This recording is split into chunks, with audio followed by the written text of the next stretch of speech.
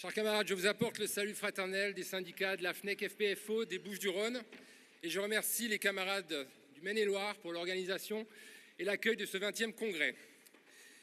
Ce congrès se tient alors que le projet de loi de finances est débattu au Sénat. Qu'il soit adopté ou non, ce budget reste un budget d'austérité dans la continuité des précédents. Pour les personnels, les conséquences sont dramatiques.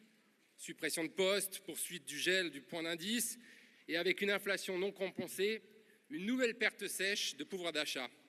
La FGF l'a chiffré clairement.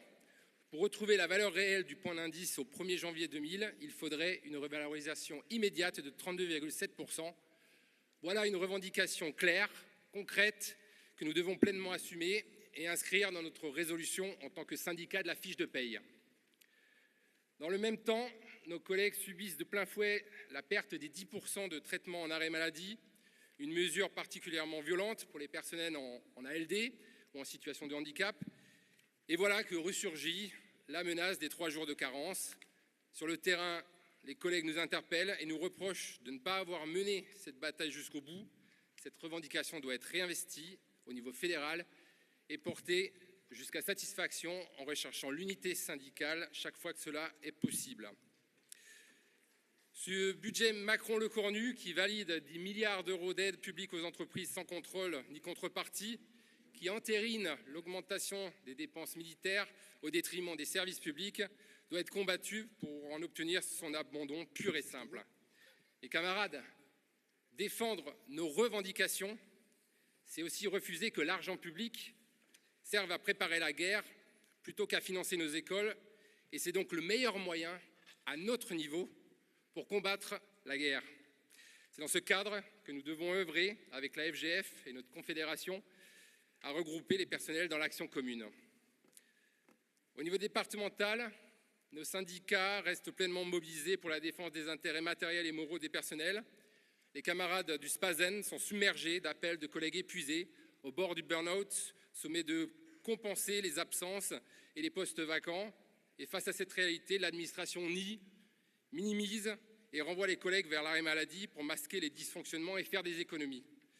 L'indignité est totale lorsqu'il est demandé à un agent se déplaçant avec un déambulateur de parcourir 2 km à pied pour se rendre à une formation. C'est complètement inhumain. Il n'y a qu'une seule réponse possible, la création massive et immédiate des postes statutaires. Dans la voie professionnelle, le SNETA FO13 a été là à l'avant-garde de la mobilisation intersyndicale dans l'Académie d'Aix-Marseille contre la réforme Grandjean. Alors si celle-ci n'a pas été abrogée, l'action syndicale a permis d'arracher des avancées concrètes, la suppression des 50% de stages en terminale bac pro, la réduction du parcours en Y et une carte de formation plus acceptable avec davantage de places, une hausse de la DGH académique et l'ouverture de nouvelles sections. La détermination des camarades à en exiger l'abrogation reste intacte. Dans le premier degré, le DAZEN veut imposer une refonte du remplacement en s'appuyant sur le décret du 9 mai 2017 pour fusionner toutes les brigades dans une unique zone départementale.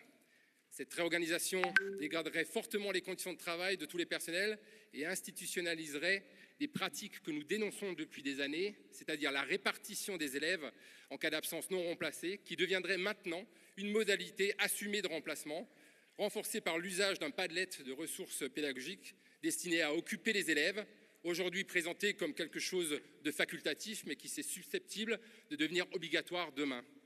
Cette réforme n'est pas une amélioration, mais une machine à supprimer du remplacement.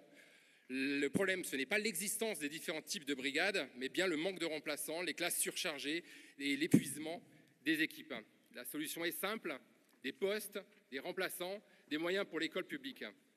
Le SNUDI FO13 a réuni 165 collègues remplaçants en RIS qui ont adopté à l'unanimité une motion appelant à la grève et une pétition. Nous avons imposé l'unité d'action intersyndicale par la grève à 2 reprises, le 4 et le 12 décembre devant la DSDEN, avec une revendication centrale, non à la fusion des brigades. Alors comme à Bordeaux ou à Lyon, on continue à imposer le rapport de force dans l'unité par la grève pour obtenir le retrait de ce projet, malgré des reculs qu'on a réussi à obtenir et des engagements pour la rentrée 2026, le DAZEN maintient son projet contre le vote unanime des organisations syndicales au CSA. Ce combat dépasse maintenant le cadre départemental. C'est pourquoi on appelle le Congrès à se prononcer pour une mobilisation nationale visant l'abrogation du décret du 9 mai 2017. Je vais conclure par ce qui fait la force et la singularité de notre organisation, c'est-à-dire son indépendance absolue à l'égard des gouvernements, du patronat et de toute influence extérieure au mouvement syndical. Cette indépendance, mes camarades, ça ne peut pas simplement être un affichage inscrit en préambule de nos résolutions. Elle doit se traduire concrètement dans nos choix, nos positions, nos pratiques. Et en tant que secrétaire départemental FNEC et membre du bureau national du SNUDFO sortant, la charte d'Amiens demeure ma boussole. Elle m'engage à défendre exclusivement les intérêts matériels et moraux des collègues et à préserver le cloisonnement strict entre le syndicat et le politique. C'est la conception du syndicalisme que nous portons collectivement dans les Bouches-du-Rhône autour de notre secrétaire d'UD. Alors mes camarades, je vous le dis clairement, notre organisation syndicale ne doit pas être un supplétif d'un parti.